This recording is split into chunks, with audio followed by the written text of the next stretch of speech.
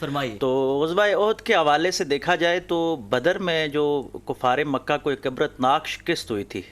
جس میں کوالٹی کی بیس پہ وہ جنگ لڑی گئی تھی، کوانٹٹی تو جو دوسری طرف زیادہ تھی، ہمارے پاس کوالٹی تھی، اور کوالٹی کیا تھی؟ اخلاص کی دولت تھی، اور حضور علیہ الصلوۃ والسلام کا فیضان نبوت تھا جس کے سامنے وہ ٹھہر نہ سکے۔ تو واپس گئے تو ہر دور کے طاغوت کا آپ دیکھیں تو ایک مشغلہ ہوتا ہے، ان کا فیوریٹ چیز ہوتی ہے کہ وہ عورتوں کو استعمال کرتے ہیں۔ تو اس میں کیونکہ ابو جہل تو مارا گیا تھا بدر میں، اب ابو سفیان سردار ہو گئے تھے وہاں،